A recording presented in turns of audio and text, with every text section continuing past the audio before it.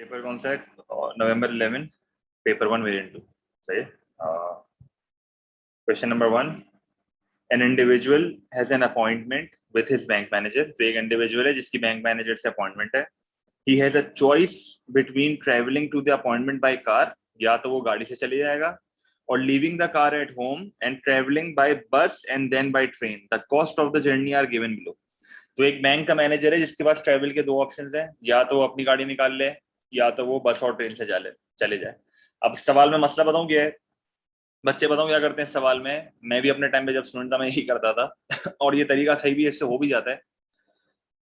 देखो मैं फॉरगो क्या कर रहा हूँ, जब मैं गाड़ी अपनी घर छोड़ के जा रहा हूँ और जब मैं गाड़ी से जाता हूँ। सही है। देखो सवाल में क्या लिखा हुआ है, what is the opportunity cost of the individual bye travelling by car. ये कह रहा है अगर मैं गाड़ी से ट्रेवल करता हूँ, अगर मैं गाड़ी से ट्रेवल करता हूँ तो मेरी अपॉर्चुनिटी कॉस्ट क्या है। अब बच्चे नॉर्मली इस सवाल में ये करते हैं कि बोलते हैं कि सर बस मेरा नेक्स्ट बेस्ट ऑल्टरनेटिव है। सही है, बस मेरा नेक्स्ट बेस्ट, क्योंकि आप पहले बस से जा रहे हो फिर ट्रेन से जा रहे हो। सही है। तो बच्चा बोलता है भाई मेरा बस नेक्स्ट बेस्ट ऑल्टरनेटिव है, इसका मतलब है कि अगर मैं गाड़ी से ट्रेवल करूंगा तो ये बस जो मैं फॉरगो करूंगा ये मेरी अपॉर्चुनिटी कॉस्ट है और मेरा आंसर $2 हो जाएगा। अब ये कोइंसिडेंस है, ये सही भी है। सही है। मसला इस सवाल में ये है, मसला इस सवाल में ये है कि ये नेक्स्ट बेस्ट ऑल्टरनेटिव की डेफिनेशन से नहीं होगा।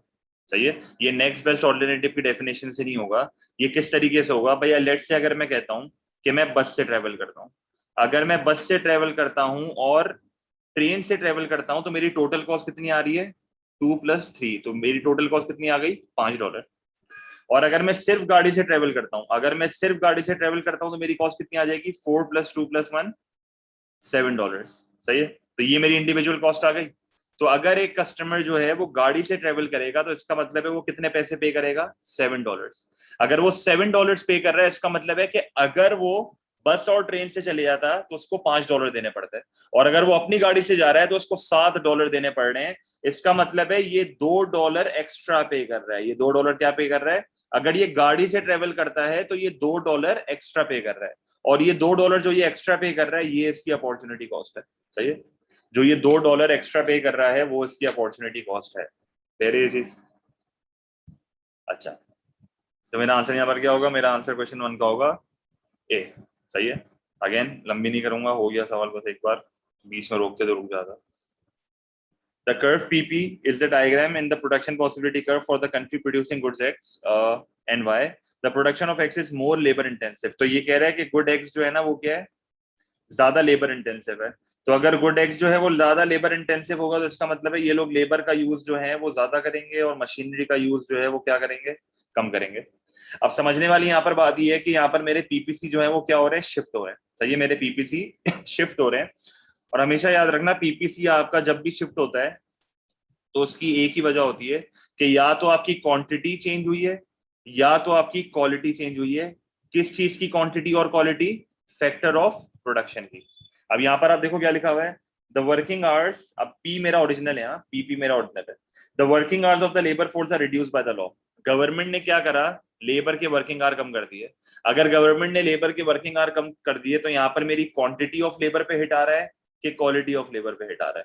मतलब किसी एक चीज पे तो हिट आ रहा है। तो अगर मैंने लेबर के आवर्स कम कर दिए तो इसका मतलब है यहाँ पर मेरी क्वांटिटी ऑफ लेबर कम हो रही है, क्योंकि अब लेबर जो है वो कम घंटा काम करेगा। तो अगर मेरी क्वांटिटी ऑफ लेबर कम हो रही है और गुड एक्स में जो है वो मेजर काम लेबर से हो रहा है, तो इसका मतलब है मेरा पीपीसी जो है वो लेफ्टवर्ड शिफ्ट होगा, क्योंकि फैक्टर ऑफ प्रोडक्शन की क्वांटिटी या क्वालिटी कम होगी तो पीपीसी लेफ्टवर्ड तो शिफ्ट होगा।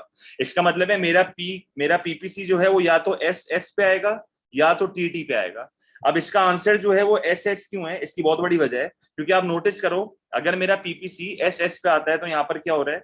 मेरा गुड वाई जो है वो कम से गिर रहा है और मेरा गुड एक्स जो है वो ज्यादा से गिर रहा है। ऐसा क्यों हो रहा है? ऐसा इसलिए हो रहा है क्योंकि लेबर पे हिट आ रहा है, और गुड एक्स जो है वो मेजर काम किससे करता है? लेबर से करता है, लेबर इंटेंसिव है। तो अगर लेबर की क्वांटिटी कम होगी तो गुड एक्स को जो है वो ज्यादा हार्म होगा compare to good Y.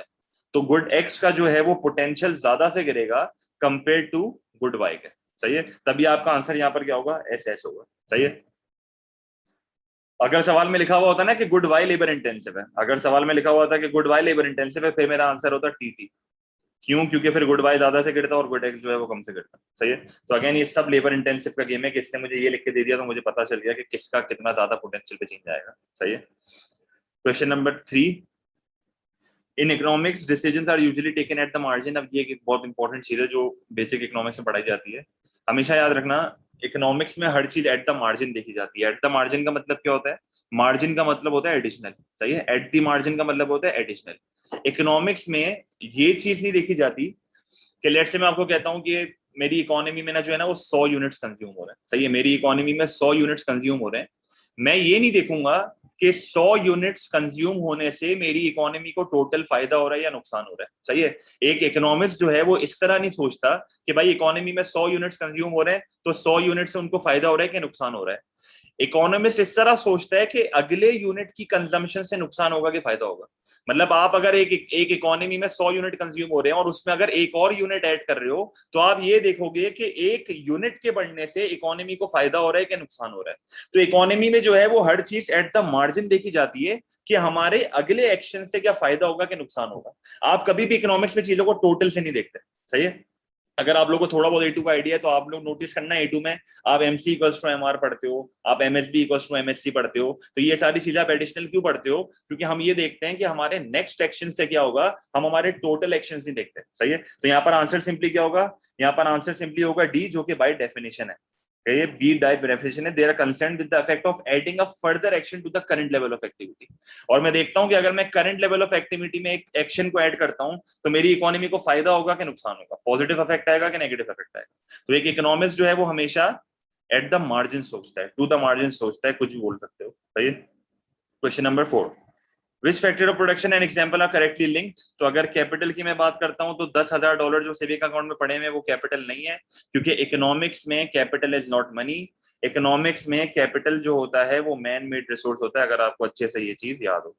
Option B, enterprise is not a company accountant. Enterprise जो है वो एक ओनर होता है। Labour is not a robot. Robot जो है वो क्या होती है? कैपिटल होती है। लैंड की अगर मैं बात करता हूं तो land is the flow of a river. क्यों?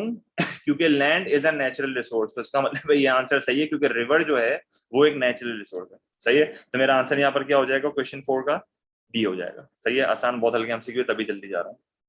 Question number 5, during a period of falling incomes in Germany demand for jewellery decline. अब ये कह रहा है कि डिमांड फॉर ज्वेलरी जो है वो गिर गई है। तो अगर डिमांड गिरी है, सिर्फ डिमांड का वर्ड आ रहा है, तो इसका मतलब है डिमांड का शिफ्ट हुआ होगा पीछे की तरफ। There was however a rise in demand of frozen foods. तो फ्रोजन फूड्स की जो है वो डिमांड बढ़ रही है, इसका मतलब है इसका डिमांड कर्व जो है वो सीधे हाथ की तरफ शिफ्ट हुआ होगा। तो यहाँ पर आंसर क्या होगा? ज्वेलरी की अगर मैं बात करता हूं तो ज्वेलरी का डिमांड कर्व कम हो रही है। तो डिमांड कम होने का मतलब क्या था? Demand curve will shift to the left.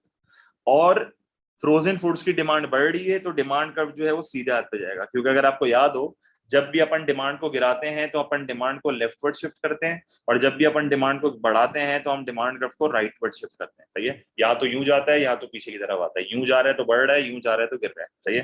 तभी मेरा आंसर यहाँ पर सी है। अगेन बहुत हल्का एमसीक्यू था। Question number 6, it was estimated in 2010 that milk had an income elasticity of -0.6। -0.6 का मतलब क्या है कि YD जो है वो यहाँ पर नेगेटिव है। अब मुझे जितनी भी चीजें देखनी है ना वो YD के हिसाब से देखनी है, सही है। अब बच्चे अक्सर गलती क्या करते हैं? बच्चे बोलते हैं सर ये 0.6 है तो 0.6 का मतलब इनइलास्टिक है। आप बिल्कुल सही कह रहे हो कि ये 0.6 का मतलब इनइलास्टिक है, ये लेस देन 1 है, सही है। इसमें गलत कुछ नहीं कर रहे आप। पर ये YD है, ये PD नहीं है, सही है। ये YD है बेटा, ये YD XCD नहीं है। कॉम्प्लीमेंट्स नहीं बोलोगे आप, इसको इंफीरियर गुड बोलोगे। भाई क्या हो गया? YD नेगेटिव का मतलब है इंफीरियर, XCD नहीं है ये। What can be concluded about milk from this information? कि milk is an inferior good. इसका आंसर सिंपल डी होगा कि भाई नेगेटिव YD है तो आंसर क्या होगा? Milk is an inferior good. अब ये बाकी जितने भी ऑप्शंस है ना, it accounts for only a small proportion of house hold expenditure. ये इनइलास्टिक में होता है तो ये पीडी का फैक्टर है, ये पीडी का फैक्टर है। It is very few substitutes, again this is inelastic and this is PD का फैक्टर। उसके अलावा हाउस होल्ड एक्सपेंडिचर बिल्कुल decrease if the price increases. ये इलास्टिक को रिप्रेजेंट कर रहा है कि प्राइस के बढ़ने से या गिरने से एक्सपेंडिचर कम या ज्यादा हो रहा है। तो इसका मतलब यहाँ पर नेगेटिव रिलेशनशिप है, प्राइस बढ़ रही है और रेवेन्यू एक तरह से गिर रहा है, तो इलास्टिक। अगेन ये पीईडी का फैक्टर है। सवाल में इसलिए मुझसे पीईडी का फैक्टर नहीं पूछा कि इलास्टिक एंड इलास्टिक क्या बनाता है। सवाल में इसलिए बोला है कि भाई इस नॉलेज से मुझे बता दे तुझे क्या आता है। तो आपको मेन ये देखना है कि YD नेगेटिव है, और जब YD नेगेटिव होता है तो वो कौन क्या होगा? इंफीरियर गुड होगा। तभी मेरा आंसर यहाँ पर क्या है? डी है। Question number 7, in a free market in disequilibrium. अब डिसइक्विलिब्रियम की अगर मैं बात करता हूं तो डिमांड सप्लाई इक्वल नहीं होना चाहिए, सही है। और डिसइक्विलिब्रियम दो तरह के होते हैं, एक डिसइक्विलिब्रियम आपका शॉर्टेज आता है और एक डिसइक्विलिब्रियम आपका सरप्लस आता है, तो ये डिसइक्विलिब्रियम होता है। Which combination of price and quantity will lead to a fall in price and a contraction in output to reach equilibrium? मुझे बताओ जब डिसइक्विलिब्रियम होता है तो ऐसा कौन सा डिसइक्विलिब्रियम है जिसमें प्राइस गिरनी चाहिए, शॉर्टेज का सरप्लस? ऐसा कौन सा डिसइक्विलिब्रियम है जिसमें प्राइसेस गिरनी चाहिए? Exactly exactly. तो जब मार्केट में सरप्लस होता है तो प्राइसेस क्या होती हैं, जब मार्केट में सरप्लस होता है तो प्राइसेस कम होती हैं, सही है। प्राइसेस गिरानी है भाई, प्राइसेस गिरानी है, सरप्लस के केस में प्राइसेस गिरती हैं, सरप्लस के केस में प्राइसेस गिरती हैं, प्राइसेस को कम करना है, सही है। कोई मसला?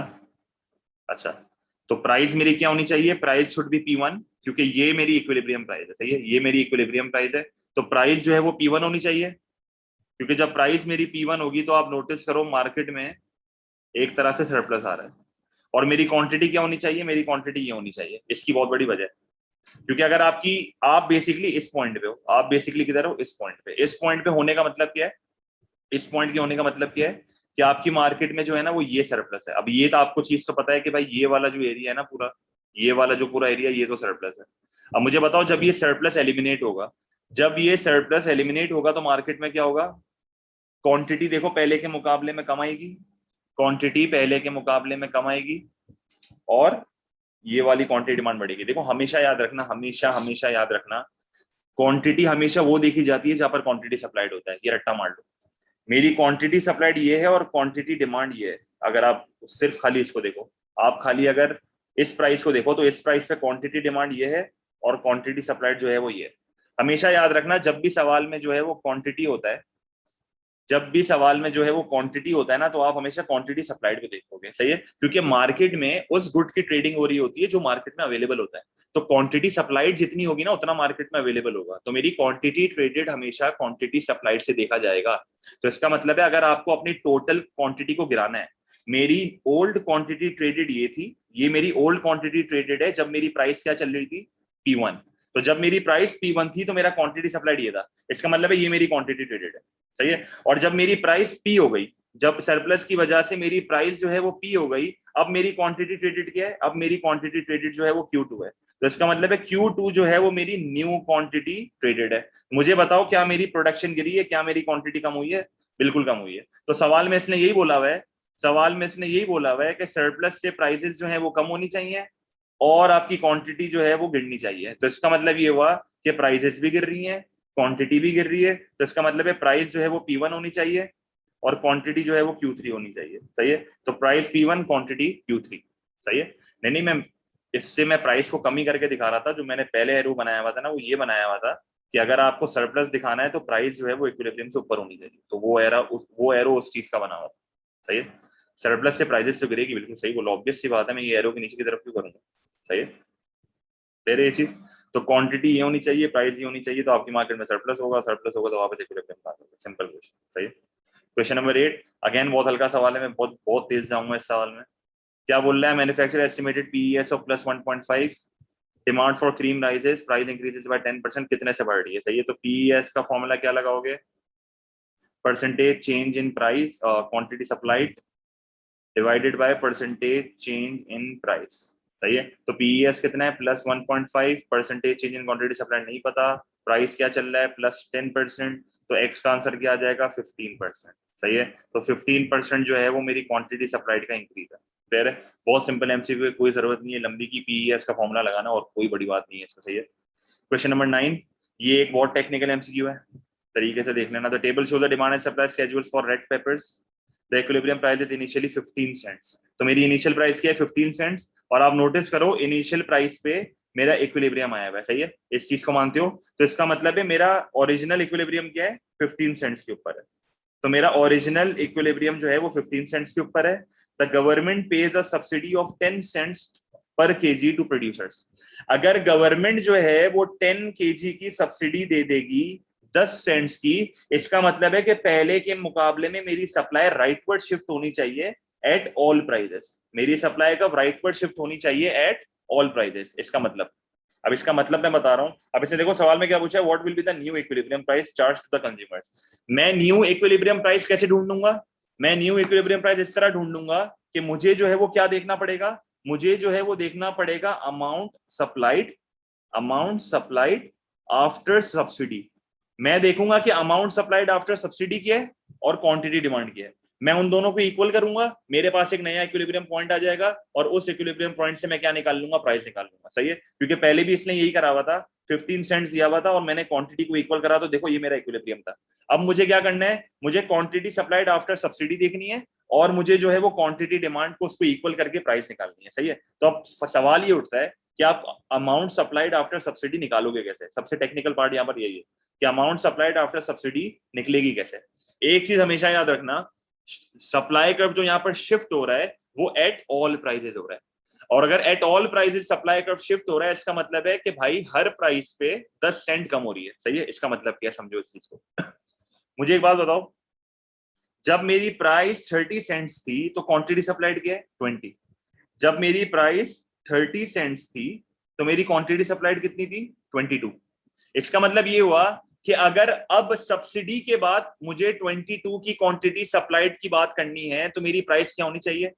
अब अगर मुझे सब्सिडी के बाद 22 सप्लाई करना है तो मेरी प्राइस क्या होनी चाहिए। इसका मतलब ये देखो, मैं तुम्हें ग्राफिकली इसकी लॉजिक दे रहा हूं, मैं रट्टा नहीं लगवा रहा, ये तरीके से देख लेना कि हो क्या रहा है यहाँ पे। इनिशियली मेरा सप्लाई कर्व जो है वो ये बना हुआ था, ये मेरा सप्लाई कर्व था। मेरी प्राइस क्या चल रही थी, मेरी प्राइस चल रही थी $30। मैं इस एग्जांपल को उठा रहा हूं, मेरी प्राइस चल रही थी $30 और $30 पे क्वांटिटी सप्लाइड क्या थी, 22। अब हुआ क्या, जैसे ही सब्सिडी दी गई तो सब्सिडी जो है वो एट ऑल प्राइसेस पे हमारी सप्लाई को बढ़ा रहा है। इसका मतलब ये हुआ कि अगर अब प्रोड्यूसर 22 की सप्लाई करेगा, अब मुझे बताओ मेरा पर यूनिट सब्सिडी क्या है, मेरा पर यूनिट सब्सिडी 10 सेंट्स। इसका मतलब है मेरा जो सप्लाई कर्व शिफ्ट हुआ है वो कितने से हुआ है, 10 सेंट से हुआ है। मेरा सप्लाई कर्व जो शिफ्ट हुआ है वो by the amount of per unit subsidy हुआ है। अगर आपको ये चीज याद हो, पैरेलल शिफ्ट आता था। तो अगर पहले मेरा 22 यूनिट्स $30 के थे तो अब मेरे 22 यूनिट्स कितने के होंगे, सिंपल सा सवाल पूछा है। पहले अगर मेरे 22 यूनिट्स 30 के थे तो अब मेरे 22 यूनिट्स कितने के होंगे, अगर जाग रहे हो तो 20 के होंगे। समझ आई ये चीज, कोई मसला।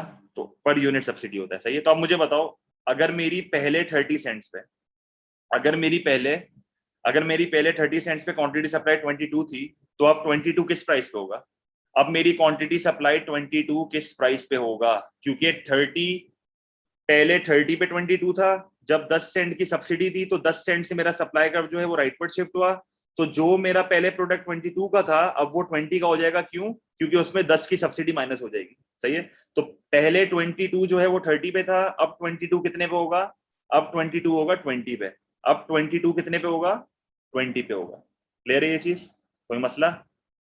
बेटा यही तो लॉजिक है, यही तो तुम्हारा मसला है, तुम लोग सिर्फ मार्केट को देख रहे हो। सही है, हमेशा याद रखना जब भी सप्लाई कर्व की शिफ्ट की बात होती है और सब्सिडी है ना, तो एट ऑल प्राइसेस इस तरह देखा जाता है। डिमांड कर्व से इक्विलिब्रियम प्राइस का चेंज आता है, डिमांड कर्व से इक्विलिब्रियम प्राइस का चेंज आता है। मैं इक्विलिब्रियम प्राइस का चेंज यहाँ पर देखना है, बिल्कुल देखना है, पर आपको पहले क्वांटिटी सप्लाइड निकालनी है एट ऑल प्राइसेस। तो पहले एक प्रोड्यूसर जब 22 सप्लाई कर रहा था 30 की प्राइस पे, तो मेरा सप्लाई कर्व जब राइटवर्ड शिफ्ट हुआ तो मेरा सप्लाई कर्व 10 सेंट से राइटवर्ड शिफ्ट हुआ है। क्योंकि अगर आपको याद हो, vertical distance between two supply curves क्या होता था, सब्सिडी होता था। इसका मतलब है जो सप्लाई कर्व राइटवर्ड शिफ्ट हुआ है वो 10 सेंट से हुआ है। तो अगर मैं पहले 22 यूनिट्स $30 में देता था ना, तो अब मैं 22 यूनिट्स जो है वो 20 सेंट में बनाने के लिए तैयार हो जाऊंगा। क्यों, क्योंकि 10 सेंट की सब्सिडी है, तो प्रोड्यूसर्स की 10 से कॉस्ट कम हो गई है। अब ये डिपेंड करता है इलास्टिसिटी पे कि प्राइजेस कितने से कम होती हैं, प्राइजेस कितने से चेंज होती हैं, क्योंकि ये डिपेंड करता है इलास्टिसिटी पे।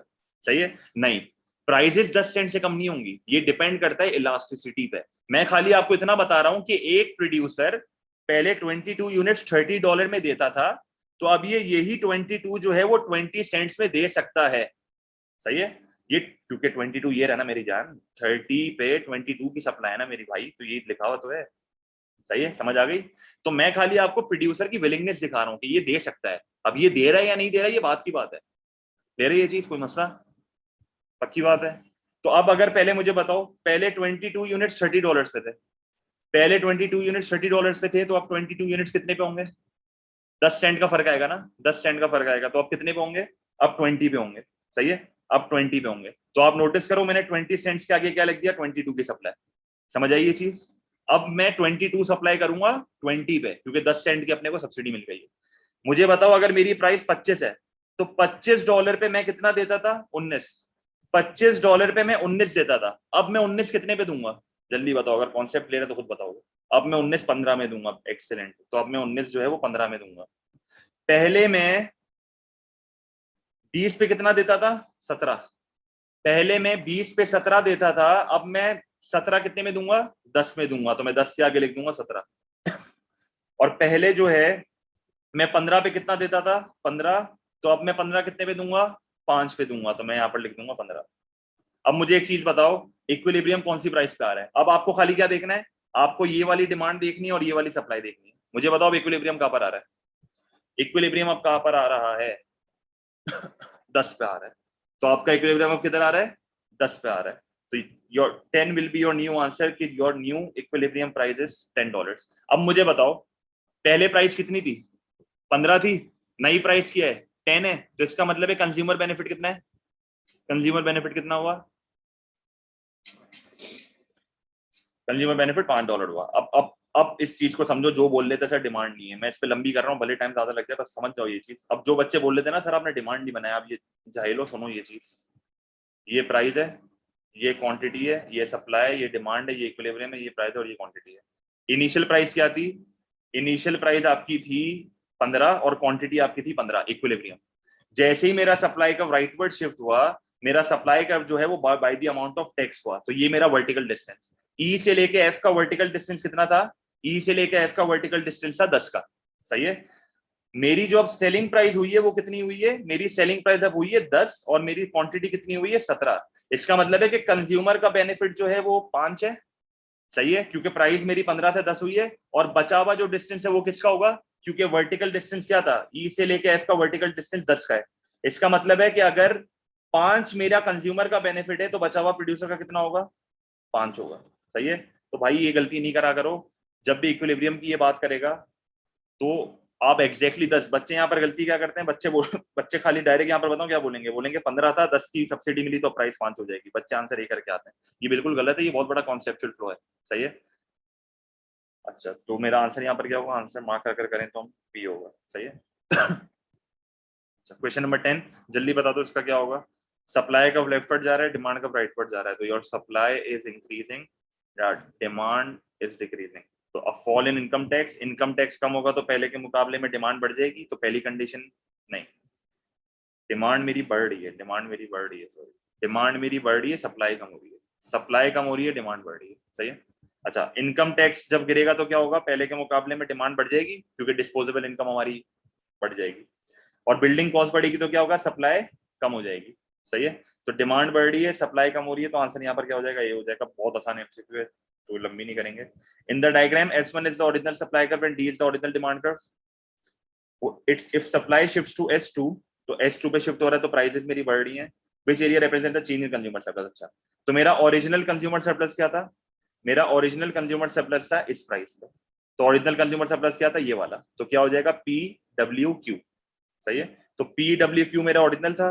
न्यू कंज्यूमर सरप्लस क्या होगा? न्यू प्राइस मेरी ये है तो ये वाला एरिया होगा। Area below the demand curve above the market price, भूलना नहीं कभी भी। Area below the demand curve above the market price, तो TWV। तो इसका मतलब है मेरा लॉस ऑफ कंज्यूमर सरप्लस क्या होगा? क्योंकि अगर मेरी बिलिंगनेस अभी भी सेम है और मेरे प्रोडक्ट की प्राइस बढ़ रही है तो कंज्यूमर सरप्लस गिरेगा। तो लॉस ऑफ कंज्यूमर सरप्लस क्या है? पहले कंज्यूमर सरप्लस मेरा इतना था, अब कंज्यूमर सरप्लस मेरा इतना है, तो लॉस ऑफ कंज्यूमर सरप्लस क्या होगा? ये वाला एरिया होगा। तो लॉस ऑफ कंज्यूमर सरप्लस क्या होगा? PTVQ। और ये कौन सा शेप बन रहा है? इस शेप को बोला जाता है ट्रिपीजियम। तो अक्सर पेपर में सवाल आता है और वो यहाँ पर वैल्यूज लिखता है। अक्सर पेपर में सवाल आता है और वो यहाँ पर वैल्यूज लिखता है। तो आपको एरिया ऑफ अ ट्रेपीजियम निकालना होता है और उसको बताना होता है कि भाई लॉस ऑफ कंज्यूमर्स क्या है। कभी कभार आपसे ये डॉलर वैल्यू पूछ लेता है। तो एरिया ऑफ अ ट्रेपीजियम आप लगा देना half into sum of parallel sides into height. सही है। Half into sum of parallel sides, इन दोनों को ऐड कर देना, मल्टीप्लाइड बाय हाइट। सही है। तो ट्रेपीजियम का एरिया आ जाएगा और आपका लॉस ऑफ कंज्यूमर सरप्लस आ जाएगा। सही है। तो यहाँ पर मेरा सिंपल आंसर तो खैर ए होगा, पर अगर डॉलर वाला सवाल आ जाए ना तो फिर देख लेना। सही है। हाँ तो है, अब क्या करें भाई, सहना पड़ेगा। अच्छा, फिर when demand for a good falls it price falls, बिल्कुल सही कह रहा है। अगर इसने सिर्फ डिमांड का वर्ड लिखा हुआ है, अगर इसने सिर्फ डिमांड का वर्ड लिखा हुआ है इसका मतलब ये किस चीज की बात कर रहा है, डिमांड कर्व की शिफ्ट की बात कर रहा है, ऐसा ही है। क्योंकि अगर ये क्वांटिटी डिमांड लिखता तो डिमांड कर्व की मूवमेंट होती, डिमांड का वर्ड लिखा हुआ है तो इसका मतलब है डिमांड कर्व का शिफ्ट। ये कह रहा है कि अगर एक प्रोडक्ट की डिमांड गिरती है तो लेट्स से मैं कहता हूं ये मेरा इक्विलिब्रियम प्राइस है, ये मेरी इक्विलिब्रियम क्वांटिटी है, तो ये मेरी प्राइस आ गई, ये मेरी क्वांटिटी आ गई, ये सप्लाई आ गया, ये डिमांड आ गया, इक्विलिब्रियम प्राइस एंड क्वांटिटी। ये कह रहा है कि अगर एक प्रोडक्ट की डिमांड गिरती है तो सबसे पहले क्या होता है मार्केट में, सबसे पहले आपकी डिमांड गिरी, तो जैसे ही मेरी मार्केट में डिमांड गिरी तो क्या होगा, पहले के मुकाबले में प्रोडक्ट सस्ता हो जाएगा। क्यों सस्ता हो रहा है, प्रोडक्ट सस्ता इसलिए हो रहा है क्योंकि जैसे ही डिमांड गिरेगी मार्केट में सरप्लस होगा, और जैसे ही मार्केट में सरप्लस हुआ पहले के मुकाबले में प्राइस जो है, पहले के मुकाबले में आपकी जो प्राइस जो है वो क्या हो जाएगी, फॉल हो जाएगी। तो देखो आपने प्राइसेस को फॉल करा, तो क्या ये स्टेटमेंट सही है ना भाई, ये स्टेटमेंट बिल्कुल सही है। और जैसे ही मार्केट में प्राइस गिरी तो पहले के मुकाबले में यहाँ पर प्रोड्यूसर को सिग्नल मिलेगा, क्या सिग्नल मिलेगा कि प्रोडक्ट की प्राइस कम हो रही है, इस प्रोडक्ट में कुछ फायदा नहीं है, तो वो क्वांटिटी सप्लाइड को कम कर देगा। तो देखो क्वांटिटी सप्लाइड का मतलब सप्लाई कर्व की मूवमेंट, तो क्वांटिटी सप्लाइड पहले के मुकाबले में कम हो गई। तो ये प्राइस का कौन सा फंक्शन है, ये सिग्नलिंग फंक्शन है, सही है। अब एक और चीज सीख लो तो काम आ जाएगी पेपर में। देखो रोल ऑफ प्राइजेस की अगर मैं बात करता हूँ ना ये पेपर में आजकल 2021 के पेपरों में बहुत आ रहा है। रोल ऑफ प्राइजेस ना 3 होते हैं, सही है, रोल ऑफ प्राइजेस 3 होते हैं। एक आपका आता है सिग्नलिंग, दूसरा आपका आता है रैशनिंग, और रैशनिंग का सिंपल मतलब क्या होता है, टू एलिमिनेट शॉर्टेज, अगर आपको याद हो, सही है। रैशनिंग का सिंपल मतलब होता है टू एलिमिनेट शॉर्टेज, रैशनिंग सिर्फ शॉर्टेज के केस में होती है। और तीसरा आपका होता है इंसेंटिव, या दूसरे लफ्जों में आप इसको क्या कह सकते हो, ट्रांसमिशन ऑफ प्रेफरेंसेस, सही है। अच्छा अब ये तो सिंपल है, सिग्नलिंग, सिग्नलिंग तो बहुत सिंपल है, सही है। प्रोड्यूसर को सिग्नल मिला कि भाई फायदा है तो क्वांटिटी सप्लाइड बढ़ा दो, नुकसान है तो क्वांटिटी सप्लाइड गिरा दो, क्योंकि अगर प्राइसेस ज्यादा है तो क्वांटिटी सप्लाइड बढ़ा दो, प्राइस गिर जाएगी तो क्वांटिटी सप्लाइड गिर जाएगी।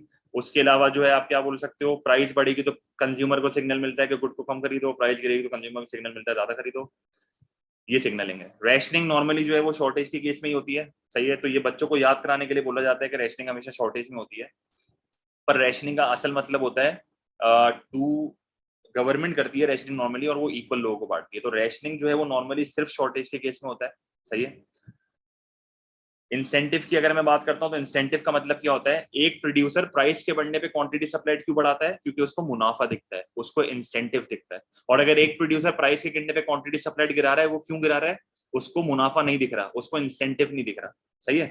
ट्रांसमिशन ऑफ प्रेफरेंसेस का मतलब क्या है, ट्रांसमिशन ऑफ प्रेफरेंसेस जो है ना वो कंज्यूमर के हिसाब से होता है, ये कंज्यूमर के हिसाब से होता है और ये प्रोड्यूसर के हिसाब से होता है। क्योंकि इंसेंटिव की अगर मैं बात करता हूं ना वहां पर प्रोड्यूसर का वर्ड आता है, सही है। अगर मैं इंसेंटिव की बात करता हूं तो वहां पर प्रोड्यूसर का वर्ड आता है, क्योंकि प्राइस के बढ़ने पे क्वांटिटी सप्लाइड बढ़ रही है तो मुनाफा है, प्राइस के गिरने पे क्वांटिटी सप्लाइड गिर रही है तो नुकसान है। अगर मैं ट्रांसमिशन ऑफ प्रेफरेंसेस की बात करता हूं ना, तो अगर एक कस्टमर को प्रोडक्ट पसंद आता है, अगर एक कस्टमर को प्रोडक्ट पसंद आता है तो वो प्रोड्यूसर को जाके नहीं बोलता कि मुझे प्रोडक्ट अच्छा लग रहा है, वो उस प्रोडक्ट को ज्यादा खरीदता है। और जब उस प्रोडक्ट को ज्यादा खरीदता है तो डिमांड बढ़ती है, डिमांड बढ़ती है तो शॉर्टेज होती है, शॉर्टेज होती है तो प्राइसेस बढ़ती हैं। और जैसे ही प्राइसेस बढ़ती हैं तो प्रोड्यूसर को पता चल जाता है कि भाई दादा कस्टमर को माल पसंद आ रहा है तभी वो ज्यादा खरीद रहा है। तो कस्टमर ने क्या करा, कस्टमर ने डिमांड बढ़ाई, डिमांड बढ़ने की वजह से प्राइसेस बढ़ी, और प्राइसेस बढ़ने की वजह से कस्टमर ने जो है वो अपनी प्रायोरिटी को ट्रांसमिट करा प्रोड्यूसर पे कि भाई हमें ये वाला प्रोडक्ट अच्छा लग रहा है तो इस प्रोडक्ट की क्वांटिटी सप्लाइड को बढ़ा दो, सही है। तो ट्रांसमिशन ऑफ प्रेफरेंसेस भी प्राइस कर रहा है ना, ये प्राइस ही है जो प्रोड्यूसर को बता रहा है कि कस्टमर को माल पसंद आ रहा है कि नहीं आ रहा, सही है। प्राइस रेशन स्केयर्ड रिसोर्स का मतलब क्या है, प्राइस रेशन स्केयर्ड रिसोर्सेज का मतलब है कि प्राइसेस एलिमिनेट शॉर्टेज, क्योंकि जब मार्केट में शॉर्टेज होती है तो प्राइसेस बढ़ती हैं, और जब प्राइसेस बढ़ती हैं तो शॉर्टेज एलिमिनेट हो जाती है ना। तो प्राइसेस ने रेशन करा स्केयर्स रिसोर्सेज को, शॉर्टेज का मतलब क्या होता है, स्केयर्स, सही है। तो ये 3 रोल होते हैं प्राइसेस के, जो कि जिंदगी भर याद रखना, ये 2021 के पेपर में बहुत आता है। तो ये तो सिंपल सिग्नलिंग था, तो इसमें मैं लंबी नहीं कर रहा। तो क्वेश्चन नंबर 13 पे आ जाते हैं। When is a rise in the price of a product likely to cause more resources to be allocated to its production? अब इस चीज को समझो कि ये कह रहा है कि प्राइस के बढ़ने पे एलोकेशन ऑफ रिसोर्सेज कब बढ़ेगी, तो प्राइस के बढ़ने पे क्वांटिटी बढ़नी चाहिए। क्वांटिटी ट्रेडेड की बात कर रहा हूं मैं, क्वांटिटी ट्रेडेड, सही। तो मार्केट की डायग्राम को दिमाग में रखो, अगर आप मार्केट के डायग्राम को दिमाग में रखोगे तो ये आसानी से हो जाएगा। तो ये कह रहा है कि प्राइस के बढ़ने से क्वांटिटी बढ़नी चाहिए, क्यों, क्योंकि ये कह रहा है कि मोर रिसोर्सेज को एलोकेट करना है। ज्यादा रिसोर्सेज एलोकेट करने का मतलब क्या है कि हम अपने रिसोर्सेज को ज्यादा लगा रहे हैं, एलोकेट कर रहे हैं, और उससे हम क्वांटिटी को बढ़ा रहे हैं, सही है। तो हमें कोई ऐसा ऑप्शन ढूंढना है जिसमें प्राइस के बढ़ने से क्वांटिटी बढ़ रही है, क्योंकि एलोकेशन ऑफ रिसोर्सेज सिर्फ उसी केस में बढ़ती है जब क्वांटिटी बढ़ती है। पहला ऑप्शन क्या है? If demand increases when the supply is perfectly inelastic. Supply curve perfectly inelastic का मतलब समझते हो? सप्लाई कर्व परफेक्टली इनइलास्टिक का मतलब है सप्लाई कर्व इस तरह का है। अगर सप्लाई कर्व इस तरह का है, क्या क्वांटिटी चेंज होगी? क्या क्वांटिटी चेंज होगी? अगर सप्लाई कर्व इनइलास्टिक, अगर मैं डिमांड को बढ़ा भी दूंगा, क्या क्वांटिटी चेंज हो रही है? अगर क्वांटिटी चेंज नहीं हो रही, इसका मतलब है एलोकेशन ऑफ रिसोर्सेज भी चेंज नहीं हो रही। अगर क्वांटिटी चेंज नहीं हो रही, इसका मतलब है एलोकेशन ऑफ रिसोर्सेज भी चेंज नहीं हो रही। ये रूल है। तो इसका मतलब है आंसर ए नहीं होगा। If the demand curve shift to the left when the supply curve is inelastic. अगर आपका सप्लाई कर्व इनइलास्टिक है, इसका मतलब है आपका सप्लाई कर्व क्यों बना हुआ है और आपका डिमांड जो है वो लेफ्टवर्ड शिफ्ट हो रहा है। तो डिमांड लेफ्टवर्ड शिफ्ट हो रहा है, इससे तो आपकी क्वांटिटी गिर रही है, और अगर आपकी क्वांटिटी गिरेगी तो इससे एलोकेशन ऑफ रिसोर्सेज कम होंगी। इससे एलोकेशन ऑफ रिसोर्सेज क्या होंगी? कम होंगी। तो अगर एलोकेशन ऑफ रिसोर्सेज कम हो रही है तो आंसर मेरा ये नहीं होगा। If the supply increases when the demand curve is perfectly inelastic. मुझे बताओ, डिमांड कर्व अगर परफेक्टली इनइलास्टिक है तो क्या क्वांटिटी पे कोई फर्क पड़ेगा? क्या क्वांटिटी पे कोई फर्क पड़ेगा? नहीं पड़ेगा। इसका मतलब अगर मेरी क्वांटिटी अनचेंज्ड है तो मेरे एलोकेशन ऑफ रिसोर्सेज पे कोई फर्क नहीं पड़ेगा। सही है? क्लियर है ये चीज? अच्छा, इधर शिफ्ट हो रहा है। अच्छा, राइटवर्ड शिफ्ट हो रहा है। सॉरी, गलती कर दी, राइटवर्ड शिफ्ट हो रहा है। तो अगर राइटवर्ड शिफ्ट हो रहा है फिर तो सही है। वापस बना देता हूँ। सप्लाई कर्व इनइलास्टिक है तो राइटवर्ड हो रहा है तो फिर क्वांटिटी बढ़ेगी। अगर राइटवर्ड हो रहा है तो क्वांटिटी बढ़ेगी। सही है? तो फिर मेरा आंसर यहाँ पर यही होगा, बी होगा। तो फिर आंसर बी होगा, क्योंकि अगर क्वांटिटी बढ़ी है तो एलोकेशन ऑफ रिसोर्सेज बढ़ रही है। सही है? फिर सही कह रहे हो, बिल्कुल सही कह रहे हो। तो ऑप्शन ए में क्वांटिटी अनचेंज्ड है, ऑप्शन सी में भी क्वांटिटी अनचेंज्ड है। तो अगर क्वांटिटी अनचेंज्ड है तो एलोकेशन ऑफ रिसोर्सेज सेम रहेगी। अगर क्वांटिटी बढ़ रही है तो एलोकेशन ऑफ रिसोर्सेज बढ़ रही है, भले थोड़ी सी बढ़ रही है, एलोकेशन ऑफ रिसोर्सेज तो बढ़ रही है ना, खाली क्वांटिटी बढ़ानी है। If the supply curve shift to the left when the demand curve is elastic. अगर सप्लाई कर्व कम होती है ना, हमेशा याद रखना, जब सप्लाई कम होती है तो हमेशा याद रखना मार्केट में क्वांटिटी कम ही होती है। सही है?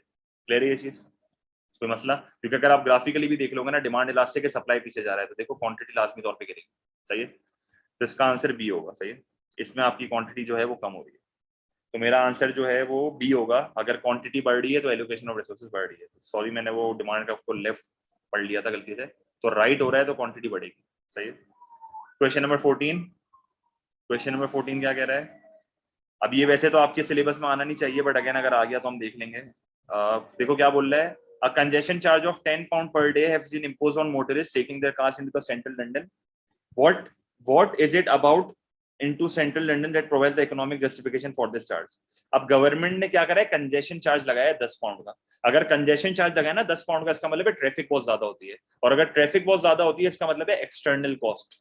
और एक्सटर्नल कॉस्ट कब होती है? जब आपकी सोशल कॉस्ट एक्सीड करती है प्राइवेट कॉस्ट को, और वो जिस अमाउंट से एक्सीड करती है वो अमाउंट कौन सी होती है? External cost. तो हमेशा याद रखना, अगर कंजेशन चार्ज लग रहा है तो इसका मतलब एक्सटर्नल कॉस्ट है, और एक्सटर्नल कॉस्ट की इंडिकेशन ये होती है when your social cost is more than private cost. और वो किस अमाउंट से ज्यादा होता है? एक्सटर्नल कॉस्ट के अमाउंट से ज्यादा होता है। सही है? क्योंकि नॉर्मली यही होता है डीमेरिट गुड के केस में कि private cost plus external cost. Cigarette पीने की प्राइवेट कॉस्ट बहुत कम होती है पर एक्सटर्नल कॉस्ट बहुत ज्यादा होती है, तो जिसकी वजह से सोशल कॉस्ट भी ज्यादा हो जाता है, और आपका सोशल कॉस्ट जो है वो प्राइवेट कॉस्ट से ज्यादा होता है। और किस अमाउंट से ज्यादा होता है? एक्सटर्नल कॉस्ट के अमाउंट से ज्यादा होता है। तो ये एक तरह से डीमेरिट गुड की जो है ना वो डेफिनेशन है। सही है? तभी मेरा आंसर यहाँ पर डी है। अच्छा, क्वेश्चन नंबर 15। क्वेश्चन नंबर 15 तो प्योर A2 का सवाल है, तो इसको हम स्किप करेंगे। कॉस्ट बेनिफिट एनालिसिस आपके सिलेबस का पार्ट नहीं है। सही है? Question number 16। A government admits that building a new bridge would produce a positive net benefits to the society. Positive net benefit to the society का मतलब है कि सोशल बेनिफिट जो है ना वो सोशल कॉस्ट से ज्यादा है।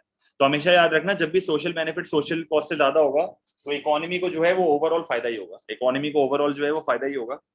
Owing to the lack of public funds, government के पास पैसा कम है, जिसकी वजह से गवर्नमेंट क्या कर रही है कि ब्रिज जो है वो प्राइवेट से बनवा रही है, और क्या कर रही है कि एक चार्ज लगा रही है ब्रिज को यूज करने पे। मतलब प्राइवेट को बोल रही है कि तू इस ब्रिज को बना और तू लोगों को चार्ज कर ले ब्रिज पे आने के लिए, क्योंकि उसको प्राइस तो चाहिए। Private companies insist that building the bridge would not be profitable. Private producer को ऐसा क्यों लगता है कि अगर मैं ब्रिज पे चार्ज भी लगा दूंगा तो फिर भी ब्रिज को बनाने का फायदा नहीं है, ब्रिज प्रॉफिट नहीं है। सही है? अगर प्रॉफिट नहीं है तो इसका मतलब क्या? What could explain the companies unwillingness? क्यों एक प्राइवेट प्रोड्यूसर क्यों नहीं बनाना चाह रहा? क्यों एक प्राइवेट प्रोड्यूसर ब्रिज को नहीं बनाना चाह रहा? इसलिए नहीं बनाना चाह रहा कि भले वो चार्ज लगा भी दे, जब तक लोगों की विलिंगनेस नहीं होगी, जब तक लोगों की विलिंगनेस टू पे नहीं होगी, हमारा काम यहां पर नहीं होगा। और हमेशा याद रखना, ऐसे केसेस में कस्टमर की विलिंगनेस टू पे हमेशा कम ही होती है, तो वो जो है a private company will not be able to obtain the consumer surplus. वो प्राइजेस को बढ़ा के उसका कंज्यूमर सरप्लस को अपने रेवेन्यू में तब्दील नहीं कर सकता। और ये किस वजह से होता है? ये फ्री राइडर प्रॉब्लम की वजह से होता है, क्योंकि बंदा बोलता है यार मेरे को पैसे नहीं देना, मेरे को ब्रिज में ऐसे ही जाना है, वो जिद करता है। तो इसका मतलब है प्राइवेट प्रोड्यूसर को यहाँ पर जो है मुनाफा नहीं दिख रहा, तो बी भी नहीं है, सी भी नहीं है और डी भी नहीं है, सारे फालतू ऑप्शन देखने की जरूरत भी नहीं है। सही है। What is a merit good? Merit good की अगर मैं बात करता हूं तो मेरिट गुड वो गुड होते हैं जो कि एक्सटर्नल बेनिफिट देते हैं। अगर एक्सटर्नल बेनिफिट दे रहे हैं, इसका मतलब ये हुआ कि अगर social benefit is equal to private benefit plus external benefit, इसका मतलब ये हुआ कि भाई एक एजुकेशन लेने की प्राइवेट बेनिफिट इतनी सी होती है। अगर एक फीमेल को एजुकेशन दिलवाते हैं तो फीमेल एजुकेशन की प्राइवेट बेनिफिट सिर्फ इतना सा है, एक फीमेल पढ़ रही है तो इतना फायदा हो रहा है। पर जब आगे जाके जनरेशंस बढ़ती हैं, उसके बच्चे होते हैं, फिर उसके बच्चे होते हैं, फिर उसके बच्चे होते हैं, तो पूरी जनरेशन बढ़ती है। तो जब एक फीमेल को पढ़ाया जाता है तो पूरी जनरेशन बढ़ती है, जिसकी वजह से एक्सटर्नल बेनिफिट जो है वो बहुत ज्यादा होता है। तो प्राइवेट बेनिफिट इतना सा है, एक्सटर्नल बेनिफिट इतना बड़ा है, तो जाहिर सी बात है भाई, माँ लिखी हुई होगी तो बच्चों को भी तो पढ़ाएगी ना यार, कैसी बातें कर रहा है ये। तो प्राइवेट बेनिफिट जब हल्का सा बढ़ेगा तो एक्सटर्नल बेनिफिट बहुत ज्यादा से बढ़ेगा, जिसकी वजह से आपका सोशल बेनिफिट भी ज्यादा से बढ़ेगा। तो social benefit exceeds private benefit, और जिस अमाउंट से वो एक्सीड कर रहा है वो अमाउंट कौन सी होती है? एक्सटर्नल बेनिफिट की अमाउंट होती है। सही है। तो अ गुड और a service which has a greater value than individuals recognise. तो एजुकेशन लेने की प्राइवेट बेनिफिट तो इतना सा है, पर सोसाइटी को बेनिफिट बहुत ज्यादा है। सही है। तो मेरा आंसर यहाँ पर क्या होगा? डी होगा। A good has a higher social cost than private cost. ये कौन से गुड में होता है? ये डीमेरिट गुड में होता है। अभी अभी हमने पीछे देखा, अभी अभी हमने पीछे ये चीज देखी कि सोशल कॉस्ट प्राइवेट कॉस्ट से ज्यादा होती है। किस अमाउंट से होती है? External cost. अ गुड और a service which has no opportunity cost. एक गुड जिसकी कोई अपॉर्चुनिटी कॉस्ट नहीं होती, वो कौन सा गुड होता है? फ्री गुड होता है। अ गुड और a service which is both non excludable and non rival, वो कौन सा गुड होता है? वो पब्लिक गुड होता है। सही है। तो ए बी सी को काट दो, आंसर यहाँ पर डी आ गया, सिंपल। सही है। क्वेश्चन नंबर 18, इसका तो जल्दी बता दो आंसर क्या होगा, 1 मिनट लगेगा। The diagram shows the market demand and supply, what would happen if the government impose maximum price of $10। अगर मैक्सिमम प्राइस ऑफ $10 लगा दिए तो मुझे एक बात बताओ, ये आपकी मैक्सिमम प्राइस है, इसका मतलब है ये इनअफेक्टिव मैक्सिमम प्राइस है because it is above the equilibrium. सही है। इसका मतलब है ये वापस फॉल बैक कर जाएगा, ये वापस फॉल बैक कर जाएगा, और ये वापस इस क्वांटिटी पे आ जाएगा और ये इस प्राइस पे आ जाएगा, कोई फायदा नहीं है। तो आंसर क्या होगा? See the quantity sold would be Q2। मेरी क्वांटिटी पे कोई फर्क ही नहीं पड़ेगा, मेरी क्वांटिटी पे कोई फर्क ही नहीं पड़ेगा। I will fall back to equilibrium, क्योंकि ये प्राइस कंट्रोल इनअफेक्टिव है, इस प्राइस कंट्रोल का कोई फायदा नहीं है। A government remove the tariff on a product as shown in diagram. तो एक गवर्नमेंट ने टैरिफ को रिमूव करा है, तो अगर एक गवर्नमेंट टैरिफ को रिमूव करेगी तो इंपोर्ट की प्राइसेस क्या होंगी? कम हो जाएंगी, क्योंकि टैरिफ रिमूव हो रहा है। सही है। टैरिफ क्या हो रहा है? रिमूव हो रहा है। तो पहले अगर मेरा टैरिफ ये था, तो इस टैरिफ पे अगर मैं टैरिफ को रिमूव करूंगा तो मेरा टैरिफ जो है वो कहां से कहा आ जाएगा? P1 से P2 पे आ जाएगा। What will be the change in the domestic production? अब अगर ये सवाल में मुझसे डोमेस्टिक प्रोडक्शन पूछ रहा है ना, इसका मतलब है ये मेरे से क्वांटिटी सप्लाइड पूछ रहा है। मुझे बताओ, जब मेरी प्राइस P1 थी तो मेरी क्वांटिटी सप्लाइड कौन सा अल्फाबेट था? मेरी क्वांटिटी सप्लाइड, मेरी डोमेस्टिक सप्लाइड कौन सा अल्फाबेट था जब मेरी प्राइस P1 थी? W था। एक्सीलेंट। मेरा क्या था? W था। तो this was my quantity supplied earlier, और जैसे ही मेरी पहले के मुकाबले में प्राइस कम हुई तो मैं पीछे आया, और अब मेरी क्वांटिटी सप्लाइड क्या हो गई? ये वाली हो गई। तो क्वांटिटी सप्लाइड कितने से कम हुई? क्वांटिटी सप्लाइड कितने से कम हुई? क्योंकि डोमेस्टिक प्रोडक्शन पूछा ना भाई, कितने से कम हो रही है? Reduction of WV, reduction of WV। तो ये देखो WV जो है वो आपकी क्वांटिटी सप्लाइड कम होती है। सही है। तो इसका आंसर ये होगा। बहुत आसान एमसीक्यू था। अगेन बेसिक क्लियर नहीं होंगे कभी जिंदगी में नहीं कर पाओगे एमसीक्यू।